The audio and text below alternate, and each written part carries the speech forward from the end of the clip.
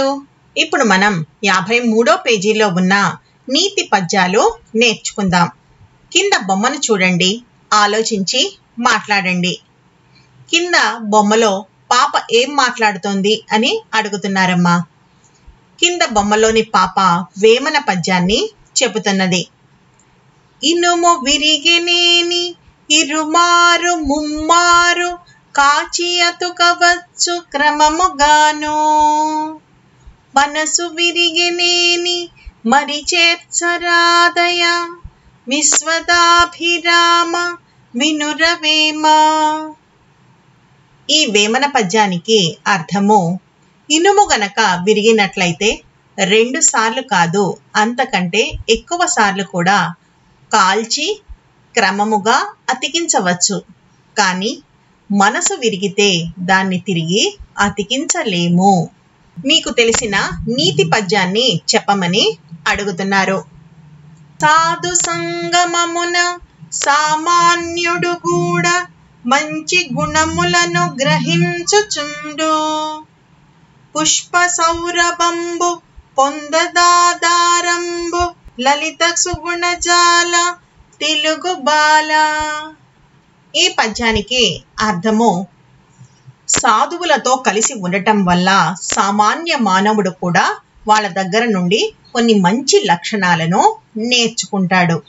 ఎలాగంటే, పుష్పముల యొక్క మంచి వాసనను దారం ఏ విధంగా పొందుతుందో ఆ విధంగా. ఇక్కడ ఉద్దేశం అని ఇచ్చారు చూడండమ్మా. తెలుగు భాషలో పద్యం ఒక ప్రముఖమైన ప్రక్రియ. భారత భాగవతాలలో మన జీవితానికి పనికి వచ్చే ఎన్నో నీతులు ఉన్నాయి. పద్యం తీరును పరిచయం చేస్తూ వాటిలోని కొన్ని పద్యాల ద్వారా పిల్లలలో నైతిక విలువలు పెంపొందించడం ఈ పాఠం ఉద్దేశం. తింటే గారెలే తినాలి, వింటే భారతం వినాలి అని ప్రసిద్ధ సూక్తి. మహాభారతం మానవ స్వభావాన్ని చెప్పిన మహాకావ్యం. సంస్కృతంలో వేదవ్యాసుడు రాసిన భారతాన్ని నన్నయ, తిక్కన, ఎర్రనలు తెలుగులోకి అనువాదం చేశారు. వీరిని కవిత్రయం అంటారు. మహాభారతంలో మన జీవితానికి పనికి వచ్చే ఎన్నో నీతులు ఉన్నాయి.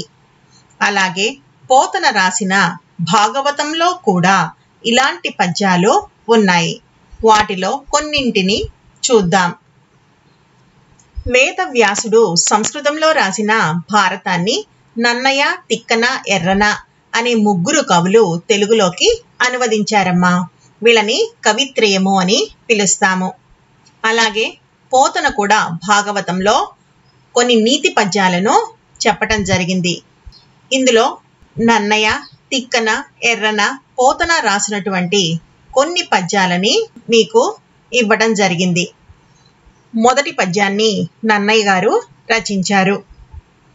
అలిగిన నలుగక ఎగ్గులు పలికిన మరి వినని ఎట్లో ప్రతివచనంబుల్ పలుకక, బన్నము వడియడ దలుపక యున్న తడజువే ధర్మజుడిలన్. అలిగిన అలుగక, ఎవరైనా మనతో కోపంగా మాట్లాడినా తిరిగి వాళ్ళ మీద కోపం తెచ్చుకోకుండా, ఎగ్గులు పలికిన, మనని దూషిస్తూ మాట్లాడినా మరి విననీయట్లు, మనము ఆ మాటలే విననట్లుగా, ప్రతివచనంబుల్ పలుకక, వాళ్ళకి ఎదురు మాట్లాడకుండా, బన్నము వడియడ దలపక, అవమానపడినా బాధపడకుండా, యున్నడత చూవే ధర్మజుడిలన్, అలా ఉన్నవాడే ధర్మజుడు అంటే ధర్మము తెలిసిన వాడు, ఇలన్ అంటే భూమి మీద అని అర్థం. ధర్మం తెలిసిన వాడు ఎవరటమ్మా? ఎవరైనా మన మీద కోపం తెచ్చుకున్నప్పుడు వారి మీద కోపం తెచ్చుకోకుండా, ఎవరైనా మనని దూషించినప్పుడు ఆ మాటలు విననట్లుగా, వారికి ఎదురు మాట్లాడకుండా ఉండినవాడు, అవమానపడినా కూడా బాధపడనివాడు, అతడే ధర్మము తెలిసినవాడు అని చెప్తున్నారు. ఇంకొకసారి పద్యాన్ని పాడదాం. అలిగిన నలుగక ఎగ్గులు బలికిన మరి విననియట్లు ప్రతివచనంబుల్ బలుకక బన్నము వడియడ దలపక యున్నతడజువే ధర్మజుడిలన్. రెండవ పద్యము. ఇది కూడా నన్నయ్య గారు రచించినదే. పలుమరు శపదంబులు నంజలియును నభివాదముయును సామప్రియ భాషలు మిథ్యా వినయంబులు గలయవి దుష్ట స్వభావ కాపురుషులకున్.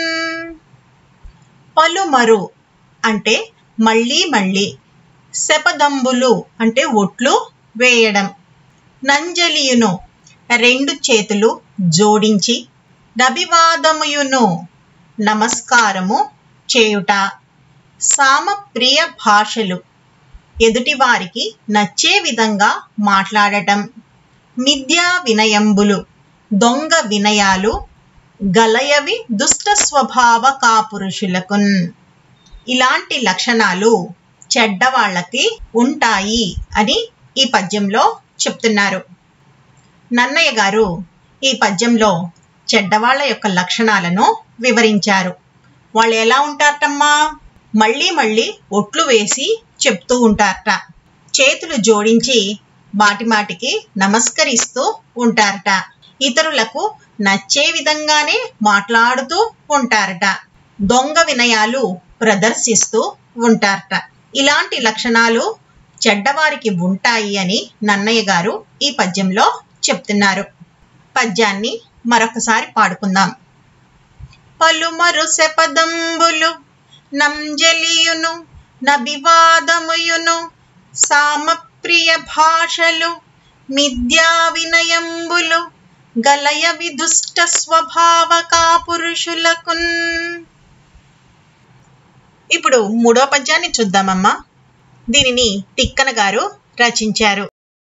ధనమును విద్యయు పంసంబును దుర్మతులకు మదంబు బొనరించును సజ్జనులైన వారి కడ కువయును వినయము నివియదెచ్చు నుర్వీనాథ. ఉర్వీనాథ అంటే భూమికి నాథుడు. ఎవరమ్మా? మహారాజు. ఓ మహారాజా, ధనము విద్య వంశము అనేవి దుర్మతులకు అంటే చెడ్డవారికి అని, మదంబు బొనరించును అహంకారాన్ని తెచ్చి పెడతాయి, సజ్జనులైన వారి కడ, సజ్జనులు అంటే మంచి వారి దగ్గర, కువయును వినయము నివియదెచ్చు వారికి గర్వము లేకుండా వినయాన్ని తెచ్చి పెడతాయి అని చెప్తున్నారు. ఈ పద్యంలో ధనము విద్య వంశము అనేవి చెడ్డవారికేమో అహంకారాన్ని కలిగిస్తాయని, మంచివారికి గర్వము లేని వినయాన్ని తెచ్చి పెడతాయని చెప్తున్నారు. ఈ పద్యాన్ని మరొకసారి చదువుకుందాం. ధనమును విద్యయు వంశంబును దుర్మతులకు మదంబు బొనరించును సజ్జనులైన వారి కడ కువయును వినయము నివియదెచ్చు నుర్వీనాథ. నాలుగో పద్యం చూడండి అమ్మా. దీన్ని కూడా తిక్కన గారే రచించారు. తనువున విరిగిన ఎలుగుల ననువున బుచ్చంగవచ్చు నతి నిష్ఠురతన్ మనమున నాటిన మాటలు విను ఎన్ని ఉపాయములను వెడలునే యదిపా. యదిపా అంటే ఓ రాజా అని అర్థం మాట. తనువు, తనువు అంటే శరీరం, విరిగిన ఎలుగల శరీరంలో దిగినటువంటి బాణములను అనువుగా బుచ్చంగవచ్చు, ఏదో ఒక ఉపాయంతో బయటకు తీయవచ్చు. కానీ నతి నిష్ఠరతన్ మనమున నాటిన మాటలు, మనసులో నాటుకున్న బాధను కలిగించేటువంటి మాటలు ఎన్ని ఉపాయాలతోనైనా బయటకు తీయలేము.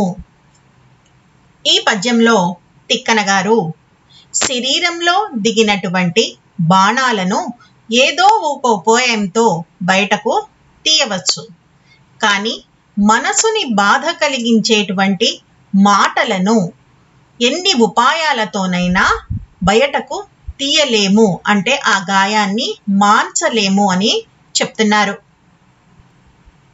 పద్యాన్ని మరొకసారి చూద్దాం.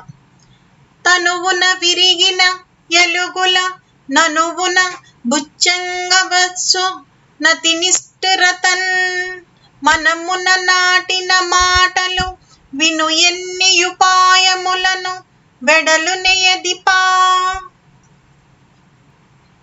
5వ పద్యం చూడండమ్మా. దీనిని ఎర్రన గారు రచించారు. పాపములకెల్ల నెక్కుడు పాతకములు సువ్వే క్రోధలోభంబులు సువ్రతాత్మ వాని రెంటి జయించిన వాడు గాని యొందు పరమధార్మికుడని ఎన్నబడడు. పాపములకెల్లా నెక్కుడు పాతకములు, పాపాలలో కన్నిటికంటే కూడా ఎక్కువ పాపం ఏంటిట? సువ్వే క్రోధ లోభంబులు సువ్రతాత్మ. క్రోధము లోభము అనేవి అని చెప్తున్నారు. క్రోధం అంటే కోపము, లోభము అంటే పిసినారితనము లేదా అత్యాశ. ఈ రెండూ కూడా పాపాలలోకెల్లా పెద్ద పాపాలట. వాని రెంటి జయించిన వాడు గాని ఎందు పరమధార్మికుడు ఎన్నబడడు. ఈ రెంటిని గనక జయించినట్లయితే, అంటే ఈ రెండు లక్షణాలు క్రోధము లోభము లేనటువంటి వాడు నిజమైన ధార్మికుడు, అంటే ధర్మము తెలిసిన వాడు అని ఈ పద్యంలో ఎర్రన గారు చెప్తున్నారు. పద్యాన్ని మరొకసారి పాడుకుందాం. పాపములకెల్ల నెక్కుడు పాతకములు సువ్వె క్రోధలోభంబులు సువ్రతాత్మ వాని రెంటి జయించిన వాడు గాని ఎందు పరమధార్మికుడని ఎన్నబడడు. 6వ పద్యం చూడండమ్మా. దీన్ని కూడా ఎర్రన గారు రచించారు. శరణంబని వచ్చిన భీకర శత్రువునైన బ్రీతిగా బగవలయును గరుణాపరుల తెరంగిది ఇరువుగా సరికావు దీనికే ధర్మంబుల్. శరణమని వచ్చిన, ఇంకా నువ్వే శరణము నువ్వే కాపాడాలి అని వచ్చిన భీకర శత్రువు, అంటే భయంకరమైన శత్రువుని నైనా ప్రీతిగా బగవలయును, ప్రీతితో వదిలివేయాలిట. అంతేగాని అతనిని చంపకూడదు, దయతో అతన్ని వదిలివేయాలి. గరుణాపరుల తెరంగిది, దయగల వారి లక్షణము ఇది. ఇరవుగా సరిగావు దీనికే ధర్మంబుల్, ఏ ధర్మాలు కూడా దీనికి సరికావు, అంటే దీంతో సరిపోల్చలేము అని చెప్తున్నారు. ఈ పద్యంలో ఎర్రన గారు కరుణామయుల యొక్క లేదా దయాగుణం కలవారి యొక్క లక్షణాలను వివరిస్తున్నారు. ఏం లక్షణాలటమ్మా అవి? మీరే శరణం అని వచ్చినటువంటి ఎంత భయంకరమైన శత్రువునైనా కూడా ఈ కరుణామయులైనటువంటి హృదయం కలవారు ప్రేమతో వదిలివేస్తారట. ఈ ధర్మం ముందు మిగతా ఏ ధర్మాలు కూడా గొప్పవి కావు అని చెప్తున్నారు. పద్యాన్ని మరొకసారి పాడుకుందాం. శరణంబని వచ్చిన భీకర శత్రువునైన ప్రీతిగా బగవలయున్ గరుణాపరుల తెరంగిది ఇరవుగా సరిగావు దీనికే ధర్మంబుల్. చదువని వాడగ్నుండగు జదివిన సదసద్వివేక చతురత గలుగున్ జదువగ వలయును జనులకు జదివించెద నార్యులొద్ద జదువుము తండ్రి. ఈ పద్యంలో చదువని వాడగ్నుండగు అంటే చదువుకోని వాడు జ్ఞానహీనుడు అవుతాడు. చదివిన సద్వివేక చతురత గలుగున్. అదే గనక చదువుకుంటే మంచి చెడులను తెలుసుకునే నేర్పు వస్తుంది. చదువక వలయును జనులకు. కాబట్టి తప్పకుండా ప్రజలందరూ కూడా చదువుకోవాలి. చదివించేత నార్యులొద్ద చదువుము తండ్రి. ఓ కుమారా, నిన్ను ఆర్యుల వద్ద అంటే శ్రేష్టమైన గురువుల వద్ద చదివించేత చదివిస్తాను నిన్ను, చదువుము, చదువుకో నాయనా అని తండ్రి కుమారునికి చెప్తున్నాడు. చదువని వాడు జ్ఞానహీనుడుగా ఉండిపోతాడు. చదివిన వాడికి మంచి చెడులకు గల వ్యత్యాసము తెలుసుకోగలుగుతాడని, కాబట్టే ప్రజలందరూ చదువుకోవాలని నిన్ను కూడా శ్రేష్ఠులైన గురువుల దగ్గర చదివిస్తాను, చదువుకో అని తండ్రి కుమారునికి చెప్తున్నట్లు పోతన గారు ఈ పద్యాన్ని రాశారు. పద్యాన్ని మరొకసారి పాడుకుందాం. చదువని వాడగ్నుండగు చదివిన సదసద్వివేక చతురత గలుగున్. చదువక వలయును జనులకు చదివించెద నార్యులొద్ద చదువుము తండ్రి. 8వ పద్యం చూడండమ్మా. పరహితము సేయునెవ్వడు పరమహితుండగును భూత పంచకమునకున్. పరహితమే పరధర్మము పరహితునకు నెదురు లేదు పర్వేందుముఖి. పర్వేందుముఖి అంటే పున్నమి చంద్రుని వంటి ముఖము గలదానా అని అర్థము. పరహితము సేయునెవ్వడు. పరులు అంటే ఎవరమ్మా? ఇతరులు. హితము అంటే మంచి, ఇతరులకు మంచి చేసేవాడు. పరమహితుండగును భూత పంచకమునకున్ అంటే పంచభూతాలకు జీవరాశులకు కూడా మంచి హితుడుగా ఉంటాట. పరహితమే పరమధర్మము. ఇతరుల మేలు కోరుకోవటమే నిజమైన ధర్మం లేదా గొప్ప ధర్మం. పరహితమునకు నెదురు లేదు. పరహితులకు ఎక్కడా కూడా ఎదురు ఉండదు అని పోతన గారు ఈ పద్యంలో చెప్తున్నాడు. ఇతరులకు మేలు చేసేవాడు పంచభూతములకు ఇతర జీవరాశులకు కూడా పరమహితుడు అవుతాడు. పరహితమునకు మించినటువంటి ధర్మము మరొకటి లేదు. కాబట్టి అటువంటి పరహితమును చేసేవారికి ఎక్కడా ఎదురు ఉండదు అని పోతన గారు ఈ పద్యంలో చెప్తున్నారు. పద్యాన్ని మరొకసారి పాడుకుందాం.